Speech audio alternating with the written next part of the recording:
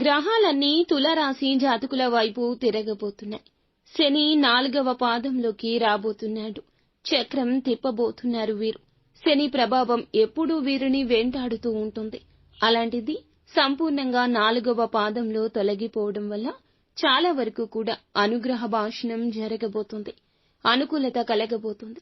అష్టగ్రహాల కూటమి ఏర్పడి ఈ రాశివారు మరింత బలమైన ఆయుధంగా మారబోతున్నారు. మీ లక్ష్యాలను ఛేదించి బాణం మీరే కాబోతున్నారు. మీ ఆలోచన చేతలతో మున్ముందుకు వెళ్లబోతున్నారు. దూరమైన వారు దగ్గరికి రావడము, అనుకున్న కార్యాలు సిద్ధించడము, సొంతగా కొనుక్కోవాలనుకుంటున్న వస్తువు కానీ వాహనాలు కానీ కొనుక్కునే ప్రకారంగా మీ జీవిత ఆలోచనలు మారబోతున్నాయి. ఉన్నతవంతమైన విద్యావంతులుగా, తత్వవేత్తలుగా, ఉద్యోగార్థులుగా ఎదగబోతున్నారు. ఇంకా ఇతరత్రా ఎటువంటి సందేహాలు సమస్యలు మీకు ఉన్నా ఒక్కసారి మా గురువు గారిని సంప్రదించండి.